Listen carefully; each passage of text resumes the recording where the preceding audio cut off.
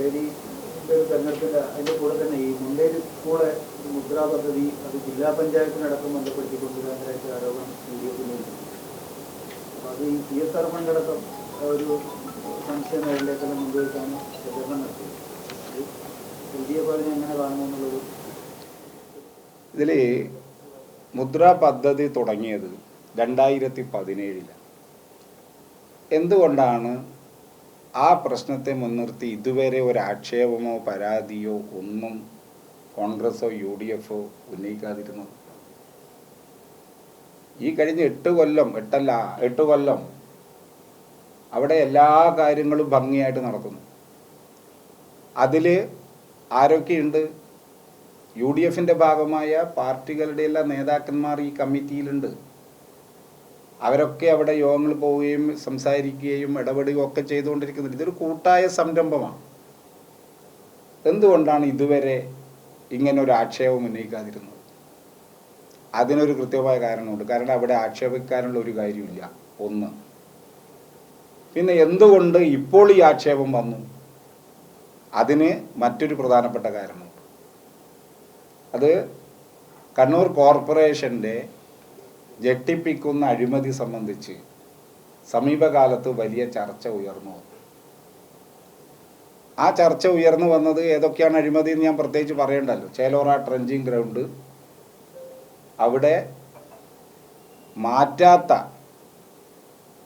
ദൂരേക്ക് മാറ്റാത്തതടക്കം മാറ്റി, മാലിന്യങ്ങൾ മാറ്റിക്കഴിഞ്ഞു എന്ന് പറഞ്ഞ് കള്ളരേഖയുണ്ടാക്കി, റിപ്പോർട്ടുണ്ടാക്കി, പണം കൊടുത്ത അടക്കമുള്ള കാര്യങ്ങൾ.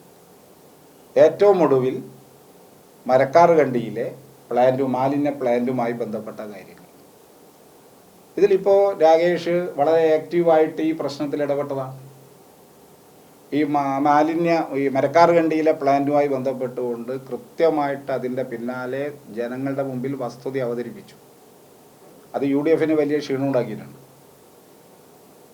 അങ്ങനെ വന്നപ്പോൾ രാകേഷിനെ കേന്ദ്രീകരിച്ചുകൊണ്ട് ഒരു അപവാദ പ്രചരണം നടക്കണം എന്ന UDFൻ്റെ ഗൂഢലക്ഷ്യമാണ് ഇപ്പോൾ ഈ പ്രശ്നം ഇങ്ങനെ ഉന്നയിക്കാനുള്ള കാരണം.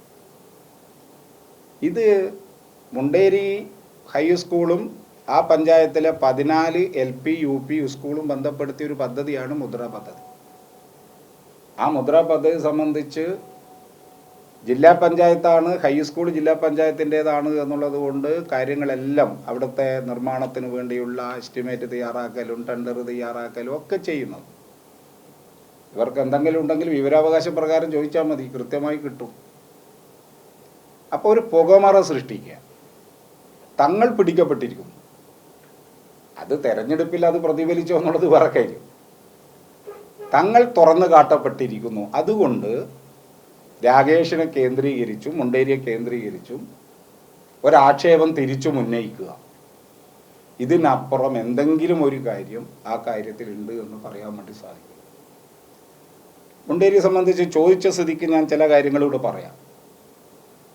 മുണ്ടേരിയിലെ മുദ്രാ പദ്ധതി മുണ്ടേരി ഹയർ സെക്കൻഡറി സ്കൂളും 14 LP UP സ്കൂളുകളും ബന്ധപ്പെടുത്തുന്നത് 2017 ആരംഭിച്ചത്.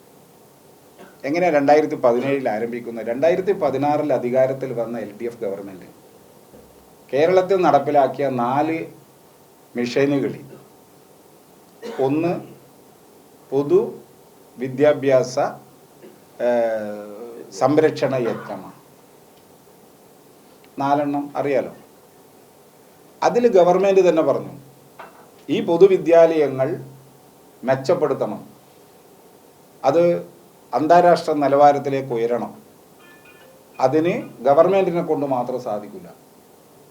ഗവൺമെൻറ്റും ഒരു ഫണ്ട് തരും, അതിനു പുറമെ വ്യക്തികൾ, സംഘടനകൾ, സ്ഥാപനങ്ങൾ, പൊതുജനങ്ങൾ ഇവരിൽ നിന്നൊക്കെ ഫണ്ട് ശേഖരിച്ച് അതിൻ്റെ വികസനത്തിനുള്ള മുന്നിട്ടിറങ്ങണം എന്ന് ഗവൺമെൻറ് പൊതുവിദ്യാഭ്യാസ സംരക്ഷണ യജ്ഞത്തിൻ്റെ ഭാഗമായി തീരുമാനിച്ചു. അതിൻ്റെ ഭാഗമായിട്ടാണ് മുണ്ടേരിയിൽ ഈ പദ്ധതി ആരംഭിക്കുന്നത്. അന്ന് കേരളത്തിലേറെ മലപ്പെട്ട സ്കൂളിൽ ജനങ്ങളെ യോഗം വിളിച്ചപ്പോൾ സ്വർണ്ണ ഊരി കൊടുക്കുന്നു, ഇല്ലേ? ആരും വാർത്ത പറഞ്ഞു, സ്വർണ്ണ ഊരി കൊടുക്കുന്നു, അങ്ങനെയൊക്കെ വരുന്ന ഒരുപാട് അനുഭവങ്ങൾ നമ്മുടെ മുമ്പിലുണ്ടല്ലോ. ആ ഒരു സ്പിരിറ്റിലാണ് മുണ്ടേരിയിൽ അന്ന് സഖാവ് രാകേഷി രാജ്യസഭാ മെമ്പറായിരുന്നു. ആ ഒരു ശേഷി കൂടി ഉപയോഗപ്പെടുത്തി അദ്ദേഹത്തിൻ്റെ നേതൃത്വത്തിൽ ഇത്തരമൊരു പദ്ധതി അവിടെ ആരംഭിക്കും. അങ്ങനെ ആരംഭിച്ചിട്ടാണ് ഇപ്പം മുന്നോട്ടേക്ക് പോകുന്നത്. ഇത് ഈ പദ്ധതി സംബന്ധിച്ച് മുദ്രാ പദ്ധതിക്ക് അതിൻ്റെ നടത്തിപ്പിന്, വിഭവ സമാഹരണത്തിന്, വിഭവങ്ങൾ ചെലവ് ചെയ്യേണ്ടത് എങ്ങനെയെന്ന് സംബന്ധിച്ചുള്ളതിന് കൃത്യമായ ഗവൺമെൻറ്റിൻ്റെ മാർഗനിർദ്ദേശമുണ്ട്. അതിന് ഗവൺമെൻറ്റിൻ്റെ ഉത്തരവുമുണ്ട്. ആ ഉത്തരവിൻ്റെ അടിസ്ഥാനത്തിലാണ് ഇപ്പോൾ ആ പദ്ധതി പ്രവർത്തിക്കുന്നത്. ചാരിറ്റബിൾ ആക്ട് പ്രകാരം രജിസ്റ്റർ ചെയ്ത ഒരു സമിതിയാണ്. അതിൻ്റെ ഡീറ്റെയിൽസ് വേണമെങ്കിൽ നിങ്ങൾക്ക് കൃത്യമായിട്ട് അന്വേഷിച്ചാൽ മനസ്സിലാവും. ഞാൻ തോന്നുന്നത് മുമ്പേ ഇങ്ങനെ ഒരു ആക്ഷേപം ഉന്നയിച്ചപ്പോൾ ആ സ്കൂളിൻ്റെ ഭാരവാഹികൾ തന്നെ പത്രസമ്മേളനം നടത്തി എല്ലാ കാര്യങ്ങളും പറഞ്ഞിട്ടുണ്ടെന്നാണ് എനിക്ക് തോന്നുന്നത്. അത് നിങ്ങളെല്ലാം ശ്രദ്ധയിലുണ്ട്. ഇങ്ങനെ തികച്ചും സുതാര്യമായ നിലയിൽ നടക്കുന്നതാണത്. രാകേഷ് ചെയ്തത് എന്താ? രാകേഷ് രാജ്യസഭാ MP എന്ന നിലയിൽ ഇന്ത്യയിലെ പല പൊതുമേഖലാ സ്ഥാപനങ്ങളുടെ CSR ഫണ്ടൊക്കെ ശേഖരിക്കുന്നതിന് വേണ്ടിയുള്ള വലിയ പരിശ്രമം നടത്തി. ആ പരിശ്രമത്തെ തുടർന്ന് ഏതാണ്ട് വിവിധ CSR ഫണ്ട്, അതിൽ MLA ഫണ്ടുണ്ട്, MLAയുടെ ആസ്തി ഫണ്ടുണ്ട്, ഗവൺമെൻറ്റിൻ്റെ ഫണ്ടുണ്ട്, എല്ലാ സ്കൂളുകൾക്കും 3 കോടി വീതം കൊടുത്തതിൽ ആ ഫണ്ടുണ്ട്, പിന്നെ ഇതുണ്ട് പ്ലാൻ ഫണ്ട്, വിദ്യാഭ്യാസ വകുപ്പിൻ്റെ പ്ലാൻ ഫണ്ടുണ്ട്, വ്യക്തികളിൽ നിന്നും കിട്ടിയ സംഭാവനകളുണ്ട്. ഇതൊക്കെ ശേഖരിച്ചിട്ടാണ് ഈ പദ്ധതികളെല്ലാം നടപ്പിലാക്കിയിട്ടുള്ളത്. അതിന് കൃത്യമായ മോണിറ്ററിങ്, അതിൻ്റെ കണക്കുകൾ കൃത്യമായിട്ട് ഓഡിറ്റ് ചെയ്യുന്നുണ്ട്.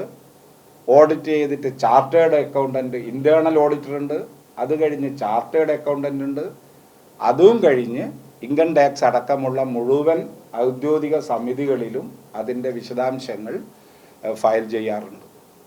മാത്രമല്ല ഓരോ വർഷത്തെയും അതിൻ്റെ റിപ്പോർട്ട് DPIക്ക് സമർപ്പിക്കാറുണ്ട്. ഇത്ര സുതാര്യമായിട്ടാണ് അത് പ്രവർത്തിക്കുന്നത് എന്ന് കാണാൻ സാധിക്കും. ഈ ഗവൺമെൻറ്റിൻ്റെ ഓർഡർ മുദ്രാ പദ്ധതിക്ക് വേണ്ടി നേടിയത് അതിന് തൊട്ട് മുമ്പ് ചില സ്കൂളിന് കൊടുത്തിട്ടുണ്ട്. ഇപ്പോൾ കോഴിക്കോട് നടക്കാവ് സ്കൂൾ, നിങ്ങൾക്ക് എല്ലാവർക്കും ഓർമ്മയുണ്ടാവില്ലേ? പ്രദീപിൻ്റെ നേതൃത്വം, അതാണ് ആദ്യം കേരളത്തിൽ തുടങ്ങിയത്. ആ നടക്കാവ് സ്കൂളിന് ഇങ്ങനെയൊരു ഓർഡർ കൊടുത്തിട്ടുള്ളത് ET മുഹമ്മദ് ബഷീർ മന്ത്രിയായിരുന്ന ഘട്ടത്തിലാണ്. അന്ന് ഇടതുപക്ഷം പ്രതിപക്ഷത്താണ്. ET മുഹമ്മദ് ബഷീറാണ് ഈ ഓർഡർ കൊടുത്തിട്ടുള്ളത്. അതിനുശേഷം കാരാപ്പറമ്പ് സ്കൂളിന് പ്രത്യേകമായ ഗവൺമെൻറ്റിൻ്റെ ഉത്തരവ് കൊടുത്തിട്ടുണ്ട്. അതിനെ പിൻപറ്റിയാണ് മുണ്ടേരി ഹൈസ്കൂളിനും ആ ഉത്തരവ് ഗവൺമെൻറ്റിൻ്റെ ഭാഗമായി വന്നിട്ടുള്ളത്. ആ ഉത്തരവ് പ്രകാരമാണ് എല്ലാ കാര്യവും നടപ്പിലാക്കുന്നത്. പിന്നെ CSR ഫണ്ട് മുഴുവൻ ജില്ലാ പഞ്ചായത്തിലേക്കാണ് വരുന്നത്. ജില്ലാ പഞ്ചായത്തിൻ്റെ സെക്രട്ടറിയാണ് ഇതിൻ്റെ ഇംപ്ലിമെൻറ്റിംഗ് ഓഫീസർ. ജില്ലാ പഞ്ചായത്തിൻ്റെ ഉദ്യോഗസ്ഥരാണ് എസ്റ്റിമേറ്റ് തയ്യാറാക്കുന്നത്. അവരെന്നിട്ട് ടെൻഡർ ചെയ്തിട്ട് വർക്ക് കൊടുക്കലുണ്ട്. എന്നാൽ ഗവൺമെൻറ്റിൻ്റെ എംപാനൽ ചെയ്യപ്പെട്ട ചില ഏജൻസി ഉണ്ട്. ഊരാളുങ്കൽ നിർമ്മിതി കേന്ദ്ര അക്രഡിറ്റഡ് ഏജൻസി, അത് ഊരാളുങ്കലുണ്ട്. അതേപോലെ തന്നെ നിർമ്മിതി കേന്ദ്രമുണ്ട്. നിർമ്മിതി കേന്ദ്രയുടെ ചെയർമാൻ കളക്ടറാണല്ലോ. ഇവരും അവിടെ വർക്ക് നടത്തിയിട്ടുണ്ട്. എല്ലാം കൃത്യമായ സുതാര്യമായിട്ടുള്ളതാണ്. ഒരാൾക്കും ഇന്നേ വരെ ഒരാക്ഷേപമോ പരാതിയോ ഉണ്ടായിട്ടില്ല. അവിടെ എല്ലാ യോഗങ്ങളിലും കോൺഗ്രസിൻ്റെ നേതാക്കന്മാർ, ലീഗിൻ്റെ നേതാക്കന്മാർ പോകുന്നു. ഇനി ഒരു കാര്യം കൂടി പറയാം. ഈ മോഹനം പത്രസമ്മേളനം നടത്തുമ്പോൾ ഇടക്കിടക്ക് പോയിന്റ് പറഞ്ഞു കൊടുക്കുന്ന ഒരു ലീഗിൻ്റെ നേതാവില്ലേ? നിങ്ങൾ കണ്ടില്ലേ ആ വീഡിയോ? ഇല്ലേ? ഇടക്കിടക്ക് പോയിന്റ് പറഞ്ഞു കൊടുക്കുന്ന ഒരു ലീഗിൻ്റെ നേതാവുണ്ട്. ഞാൻ ആ പേര് പറയുന്നില്ല, നിങ്ങൾക്കറിയാലോ. അയാൾ നേതൃത്വം കൊടുക്കുന്ന സ്കൂളുണ്ടാടാ, KUP, അതാ കാഞ്ഞിരോട് എയ്ഡഡ് UP സ്കൂൾ. അതിന് 65 ലക്ഷം ഉറുപ്പ്യ ഈ മുദ്രാ പദ്ധതിയിൽ കൊടുത്തിന്. അതിൻ്റെ വർക്കാണ് നടന്നിന്.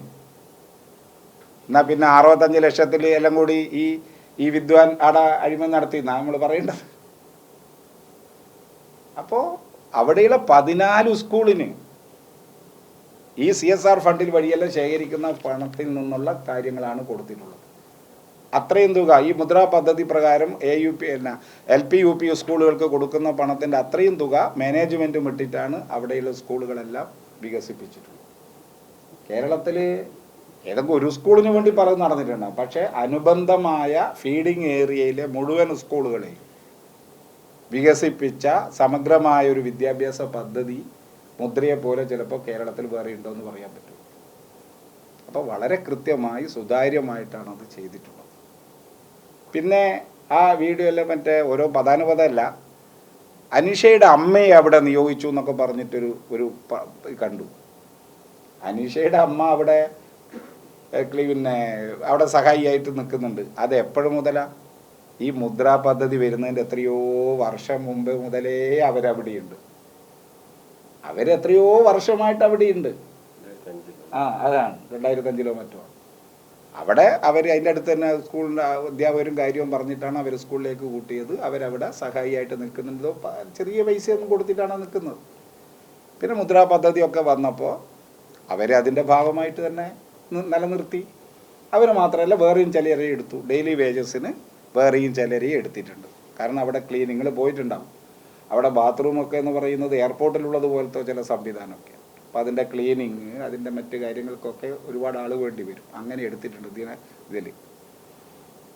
ഇപ്പോൾ ആ വീഡിയോയിൽ ചോദിച്ച ഒരു കാര്യമുണ്ട്, അവിടുന്ന് കിട്ടുന്ന വിഭവം ജില്ലാ പഞ്ചായത്തിനല്ലേ കൊടുക്കേണ്ടതെന്ന് ചോദിക്കുന്നുണ്ട്. ഈ മുദ്രാ പദ്ധതിക്കുള്ള ഗവൺമെൻറ്റിൻ്റെ അംഗീകാരത്തിൽ വെച്ച പ്രധാനപ്പെട്ട നിർദ്ദേശം, നിങ്ങളിങ്ങനെ ഉണ്ടാക്കി വെച്ചാൽ അതിന് മെയിൻ്റനൻസ് ആര് നടത്തും? അതുകൊണ്ട് അതിനുവേണ്ടി വിഭവ സമാഹരണം നടത്താനുള്ള അനുവാദം കൂടി ഇതിൻ്റെ കൂടെയുണ്ട്. വിഭവ സമാഹരണം നടത്തുന്നത് പ്രധാനമായി ഓഡിറ്റോറിയം വാടക കൊടുത്തിട്ട്.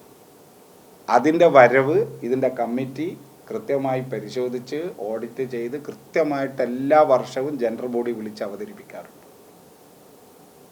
അത് അങ്ങനെയാണ് സാർ ചെയ്യുന്നത്. പല സ്കൂളുകളും ഡെവലപ്മെൻറ്റ് ഫണ്ട് പിരിക്കുന്നുണ്ട്. അവർ ഉടനെ അതായത് പഞ്ചായത്തിന് പൈസ കൊണ്ട് കൊടുക്കില്ലല്ലോ, ഡെവലപ്മെൻറ്റ് വേണ്ടിയിട്ടുള്ള കാര്യങ്ങൾ അവിടെ ചെയ്യല്ലേ സാധാരണഗതിയിൽ ചെയ്യുന്നത്. അതാണ് അതിൻ്റെ ഭാഗമായിട്ടുള്ളത്. ആ പദ്ധതിക്ക് ഗവൺമെൻറ് അംഗീകാരവും അതിൻ്റെ ഓഡിറ്റ്, ചാർട്ടേഡ് ഓഡിറ്റ്, 2 തരം ഓഡിറ്റ്, അതിൻ്റെ എല്ലാ കണക്കുകളുമായി ഇൻകം ടാക്സിനടക്കം സമർപ്പിക്കുന്നതാണ്. എല്ലാം കൃത്യമായി ചെയ്തുകൊണ്ടാണ് അത് മുന്നോട്ടേക്ക് പോകുന്നത്. ഇത്ര വളരെ വ്യക്തതയോടുകൂടി ചെയ്യുന്നതാണ്. ഇതുവരെ അങ്ങനെ ഒരു ആക്ഷേപം വന്നില്ല. ഇപ്പോൾ തങ്ങൾ പിടിക്കപ്പെട്ടിരിക്കുന്നു, തങ്ങൾ തുറന്നു കാണപ്പെട്ടിരിക്കുന്നു. ചിലർക്കൊക്കെ ബേജാറുണ്ടാവും. ഇത് തുറന്ന് മാത്രമല്ല, അതിൻ്റെ എല്ലാം വിജിലൻസ് വരുന്നുണ്ട്. മാലിന്യ പ്ലാന്റിൻ്റെ അഴിമതിയുടെ കാര്യം, അതുപോലെ പയ്യാമ്പലത്തെ വിറകിൻ്റെ പ്രശ്നത്തിൻ്റെ എല്ലാം വിജിലൻസ് വരുന്നുണ്ടെന്നാണ് ഞങ്ങൾ മനസ്സിലാക്കുന്നത്. അപ്പോൾ അതിന് ചിലപ്പോൾ ബേജാറ് ചിലർക്ക് ഉണ്ടാവും. കാരണം അവരുടെ മനസ്സിലെല്ലാം ചില ആഗ്രഹങ്ങളൊക്കെ ഉണ്ടാവും. എങ്ങനെയാണെന്ന് പറയാൻ പറ്റില്ല. അപ്പോൾ അത് എല്ലാം തുറന്ന് കാട്ടപ്പെടുമ്പോൾ 2 കാലിനും മന്തുള്ള ആൾ, മന്തില്ലാത്ത ആൾ പോകുമ്പോൾ ഇതാ മന്ത് കാലം പോകുന്നതെന്ന് പറയുന്ന ഒരു തന്ത്രമാണ് ഇവിടെ നടത്തിയിട്ടുള്ളത്. അത് മുണ്ടേരിയിലും വില പോവില്ല, അതിൻ്റെ പരിസരത്തുള്ള എവിടെയും വില പോവില്ല. പിന്നെ തെറ്റിദ്ധരിപ്പിക്കാൻ ചിലപ്പോൾ ആളുകൾക്ക് ചിലപ്പോൾ സാധിക്കുമെന്നല്ലാതെ മുണ്ടേരിയിലൊന്നും അതൊട്ടും ജനങ്ങൾ വിശ്വാസത്തിലെടുക്കുന്ന കാര്യമല്ല. ജനങ്ങൾക്കറിയാം അവിടുത്തെ. അതുകൊണ്ട് ആ പറഞ്ഞതെല്ലാം ഈ പറഞ്ഞോൾട്ടർക്ക് തിരിച്ചടിയായി വരുമെന്നല്ലാതെ വേറെ ഒരു കാര്യമില്ല. രാകേഷിനോ അതിൻ്റെ രാഷ്ട്രീയത്തിനോ ഒരു രീതിയിലും എന്തെങ്കിലും രോമത്തിന് പോലും എന്തെങ്കിലും പ്രയാസം വരുത്താൻ ഈ ആരോപണങ്ങൾക്ക് കഴിയില്ല. അത്ര ക്ലിയറായിട്ടാണ് മുന്നോട്ട് പോകുന്നത്.